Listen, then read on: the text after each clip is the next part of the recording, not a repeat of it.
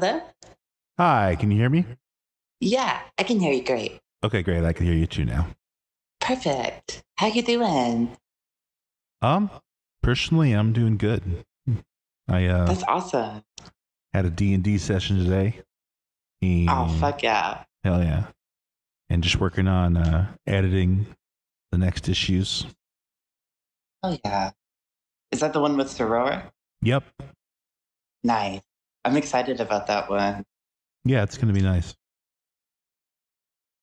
So just so you know, I'm recording this. Perfect. Yeah, so please, I encourage you to just speak extemporaneously. Just, say whatever you want to say, and we'll include it in the audio and in the magazine when we transcribe it. Sounds good. So let's start easy. What's your name and where are you located? Okay, I'm Corinna Cybele, and I'm currently in Birmingham, Alabama. Is that where you are from originally?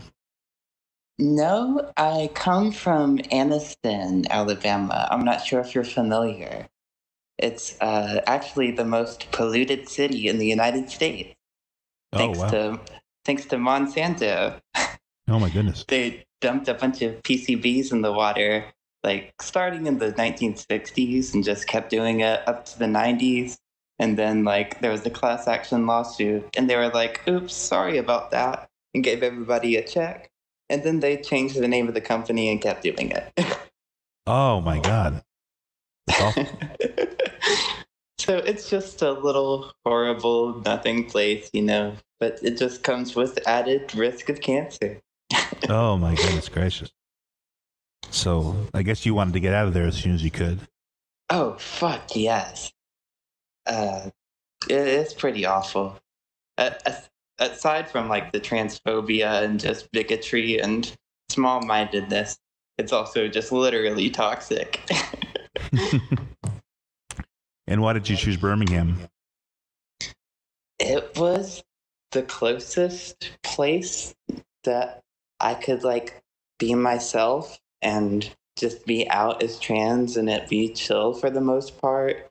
And I just like Birmingham more than Huntsville, which is the only other viable option in Alabama for real. And how long have you been in Birmingham? Since about 2022, not very long for real. And what's the name of your musical project? My project is called Subhymnal. And how long have you been doing that? Since about 2022, 2021, kind of. Yeah. And you have collaborators? Yeah, it actually started back when I was still in Calhoun County, which is where Anniston is. It started with me and my friend Matthew, who was literally the only other queer person I knew in my area who made music. So it was just kind of inevitable for us to do something together. Okay, cool. And what sort of instrumentation is it? Oh, wildly different. I try and incorporate everything I have and more. I love to use samples, and I play guitar. I've been playing guitar since I was a little kid, so that's what I'm most comfortable with, I guess. But, I play a lot of things. Okay, and so when you're playing, I mean, I've heard you perform before, and it's pretty eccentrically played compared to other guitars. Is that the only way that you play? Not necessarily. What we do live is kind of its own animal in a sense.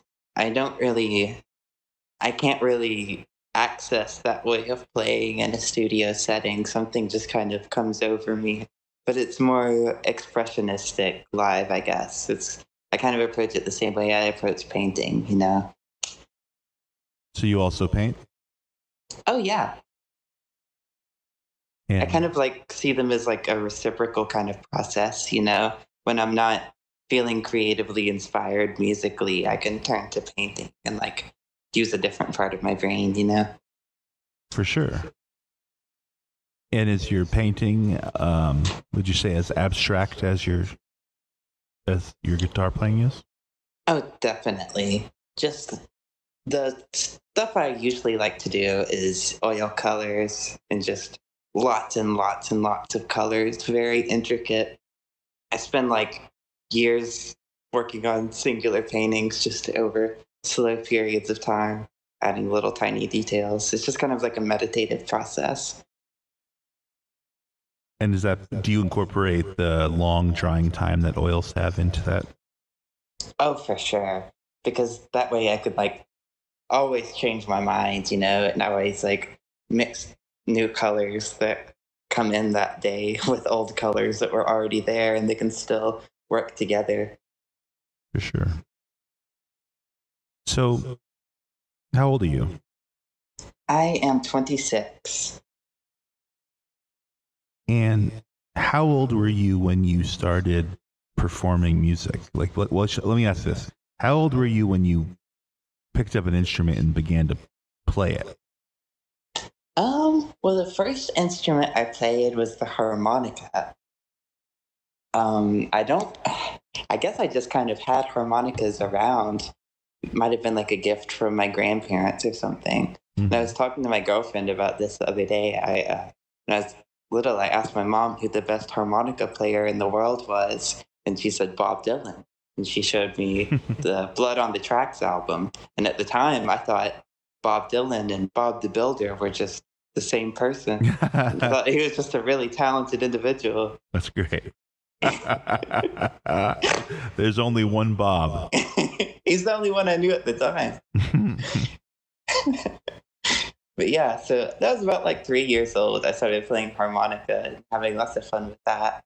And my grandparents had like a really out of tune grand piano at their house, and I would spend hours just by myself making ungodly noises on that. Okay, so you were very young. Oh yeah, I've always known that music was what I was going to do. No, I can't help it. And how old? It's the least financially responsible career choice you could possibly make in this day and age. That is true. And I think that's precisely because of how powerful music is, just on an intrinsic level. The systems that control those sort of things are kind of afraid of it. Yeah. And want to make it make it not profitable and not something any sane person would want to pursue as a career, you know? So when did you start collaborating with other artists? I tried to start a band as soon as I could, basically in middle school. Like after I'd been taking guitar lessons for about like 3 or 4 years. It didn't really go anywhere, but then I started like a punk band in high school called Concrete Journal. And we were together for like 5 years. And that's where I like really figured out a lot of like the basics of like what being in a band is, and like playing shows and recording demos and writing songs and stuff like that. Did you play a lot of shows with that band? Absolutely not. Because we were in Aniston, and at the time there was absolutely nothing going on. There was no independent music scene to speak of, really. It was just, we would have to put together shows ourselves for the most part, just in the field out where we practiced. And what are the names of your main collaborators now? Right now it is my girlfriend Jane Lewis and my friend Aaron Ain, and sometimes still Matthew Allen, who is our original collaborator. Okay. And have you recorded anything? Oh, yeah. I mean, I'm always recording things, really. that's the thing with Subhymnal, I guess. I've got this kind of like archive of just like all of the things I've been working on. And it's like probably over 1,000 files. It's just kind of endless just because things are just always kind of coming through, and I'm just like making little demos and then kind of working on them like I work on paintings. So I'll just like go back and add things here and there and slowly make something of it. Is there like a specifically thought out like point to the project, like a philosophy, or like a, because it's a fairly unconventional project? Yeah, well, I was inspired to like this is a hard question, I guess, but it's lots of different answers to it, really. Mm-hmm. Because this is really like the kind of band I'd always wanted to be in.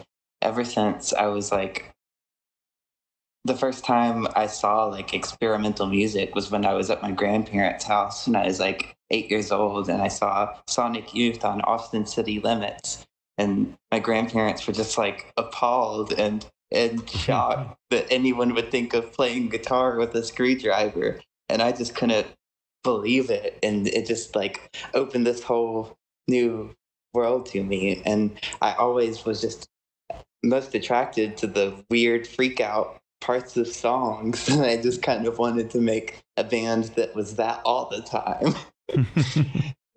But also, like, there was other philosophical aspects to it. Like, the reason I chose the name Cybele specifically is because of the ancient Phrygian goddess who... What was her deal?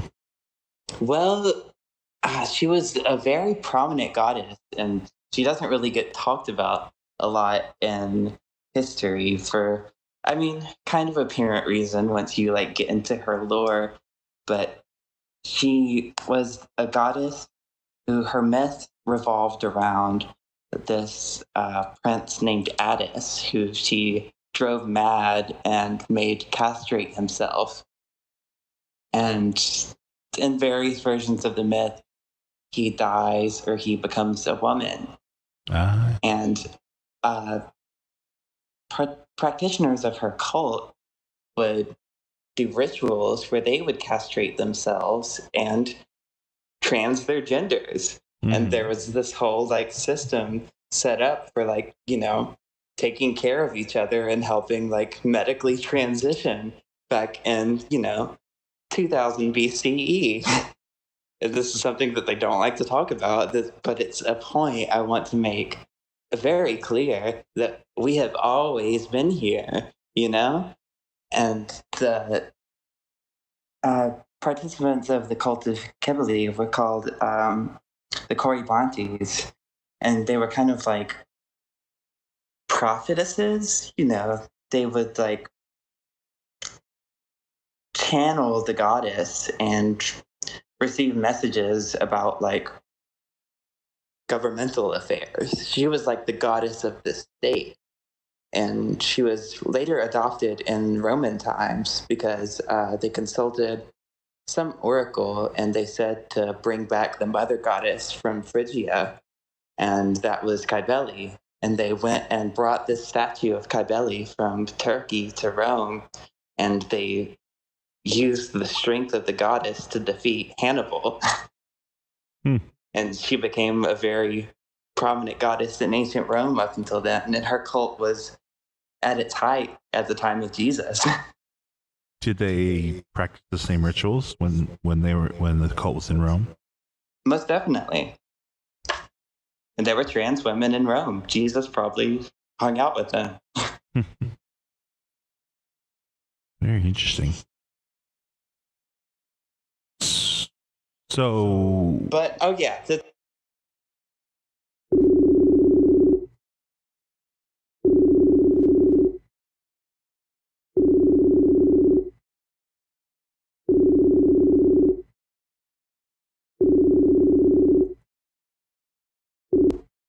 Hello?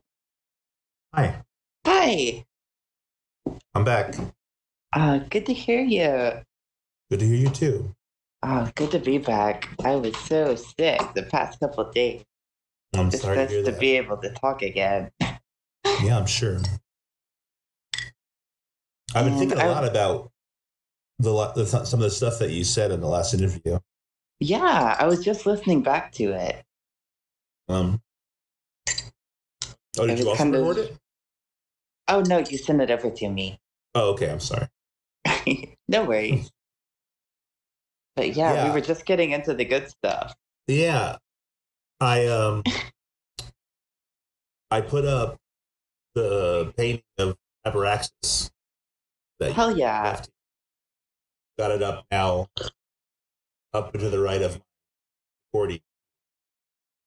That's one of my few like actual representational paintings. It's not just abstract. Yes. I really love that one. I'm happy it could go to you too. I I figured appreciate it would it. be perfect for that space. Oh yeah, it's a fascinating character. Oh yeah. I was listening to some. Gnosticism in general is just such a deep rabbit hole. Oh yeah. I was listening to some right wing dude, and they're on this new. Um, I'll keep slowing myself down because I hear myself in my headphones. So they're on this new trick where they say that the West is Athens and Jerusalem, and they like to repeat that. Yeah. But like Alexandria is definitely a resource as well. And I don't know. Is that Find. Go ahead. yeah. I one thing I love doing that we didn't really get to get into in the last interview is taking these right wing conspiracy theories and kind of co-opting them and inverting them and using some of the ideas that they're like stealing for more of their intended purposes. Because how I initially came across Cybele through one of those like right wing conspiracy theories saying that like all of the celebrities in Hollywood were worshiping this goddess of like transgenderism and like, making all of those like stupid connections or whatever, Right. trying to transvestigate people and all of that.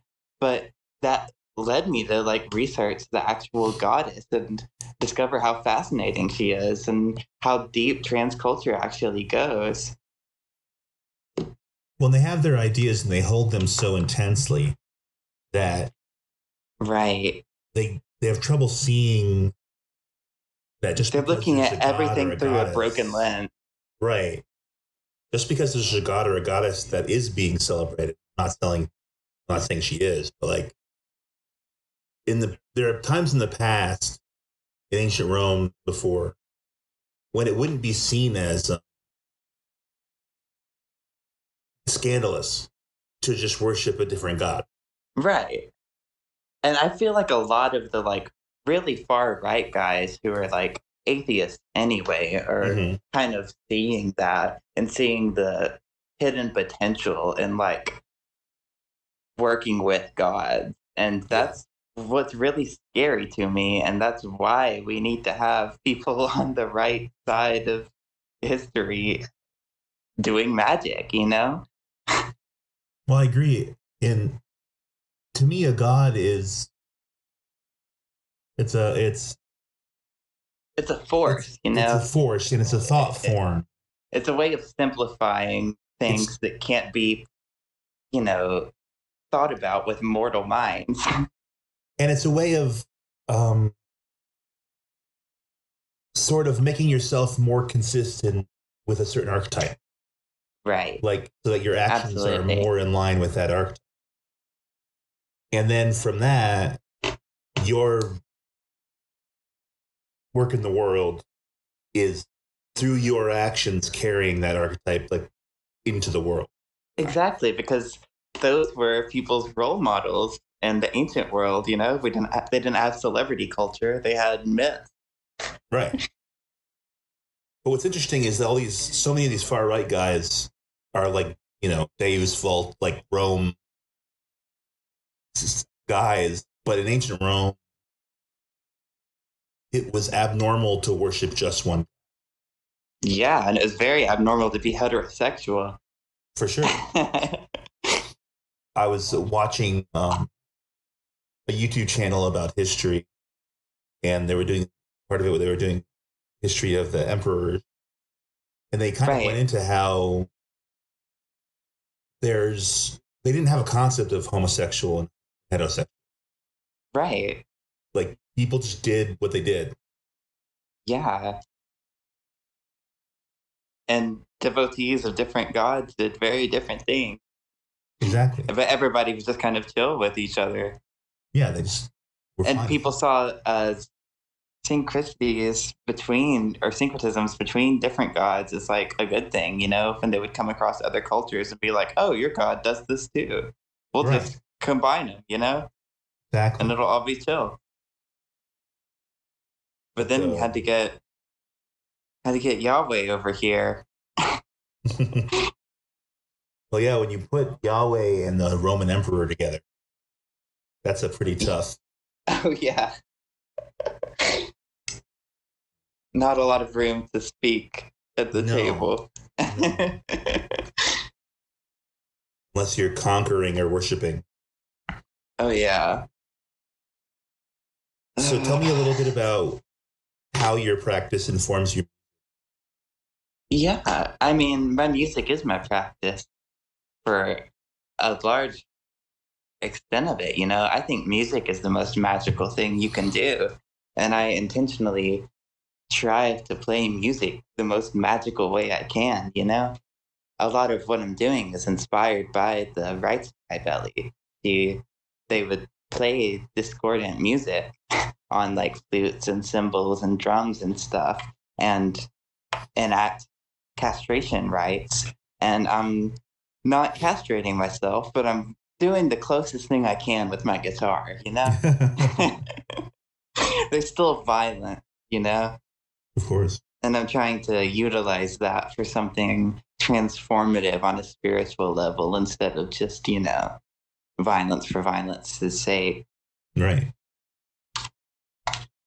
And what energy are you trying to bring to your audience? Just get them in touch with something bigger than themselves. I want them to be able to feel something come over them, because something comes over me. And I'm just trying to share that, I guess. Just spiritual experiences through music that aren't just church worship music. Kind of the pagan equivalent. Did you grow up in the church? Kind of.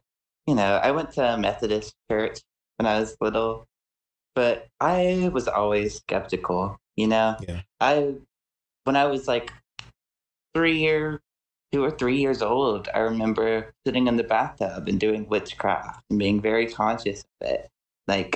Just making little talismans out of soap and being very aware that what I was doing was magic and knowing that was, just how things work. And I've always just been inclined to try and uncover hidden things, I guess. I've always felt like base level reality couldn't be all that there is. There has to be more to the equation than this. And I've always believed that and sought out any means I could find to break through that veil to, good and bad results. Yeah, I never was able to be an atheist completely. Yeah, me neither. There's undeniably forces at work. You can call them whatever you want, but they're there's out something there.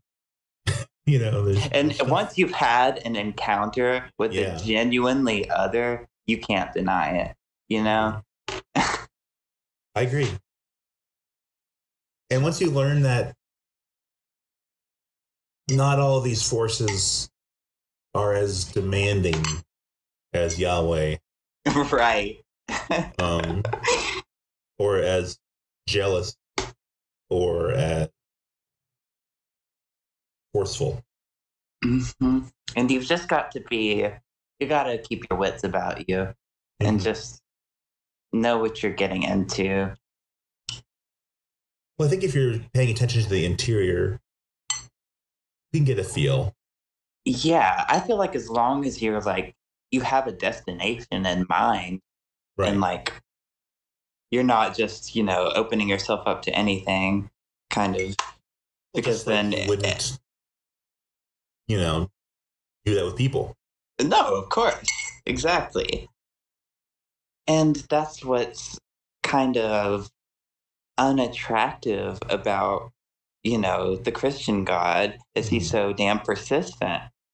Right. And that's not a trustworthy characteristic that you would, see in he demands his people go out all the time and tries to bring other people in.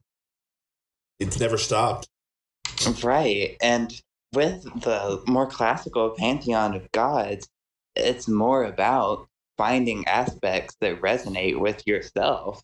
And you can seek out that higher version of yourself, that those aspects that are already dwelling within you, those divine aspects that you can feel, that your intuition and dreams and whatnot, and just tune them in. Yeah, if you have a goal in mind, or goals, you can use that to know who to contact, Of course. So, do you have any recording projects ahead of you? Yeah, we're working on our next album that's going to be dedicated to Hecate. And I've been very excited about that. It's taken a long, long time to hone out the backing tracks and get them into a shape that sounds like one project, I just kind of am making all these songs at once, and slowly I'll get a group of songs that sound like they belong together. And then I'm kind of doing an archaeological process of figuring out what they're all about. Absolutely. So now I've got all these Hecate songs that are living together, and I filled up my journal full of lyrics, and now I just have to go and record them, and we'll be good to go. And strep throat and all that was a setback, but yeah. What does it look like when you write lyrics?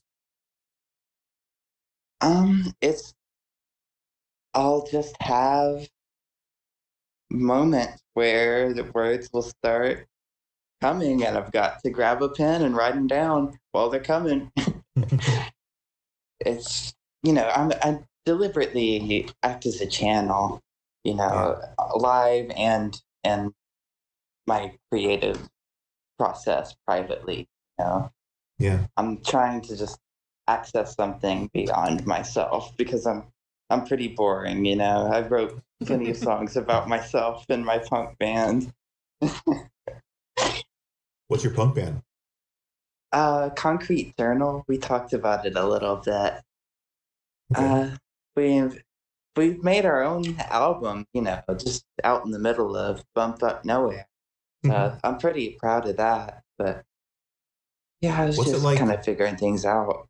What's it like being from Alabama with an alternative agenda?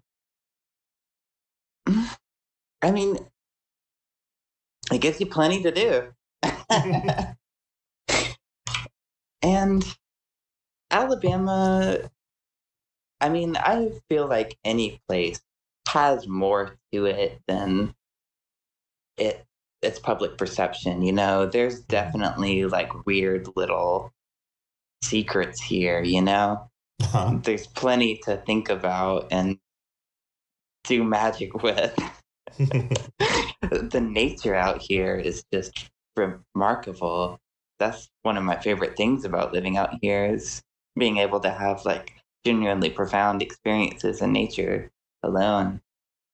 That's just like one of the most important parts of life for me. So I don't want to go somewhere where that's not possible. I bet the winters are nice. Oh yeah, I hate the cold, so it's nice to keep it about 40 degrees, the coldest.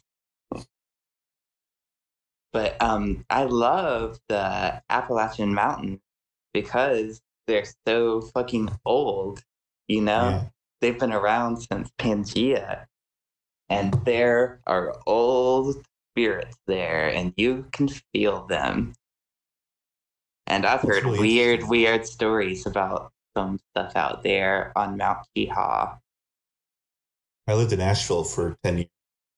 And Yeah. I ran into this guy one day named Elson. Uh-huh. And he told me that the area had always been considered to be like a spiritual hub. Like Native Americans would meet there in Black Mountain. But then it also turned out to be a retreat for the Presbyterian Church, the Baptist Church. And it's where Billy Graham was. And and also Black Mountain College, which is like this radical experimental college where like William de Kooning,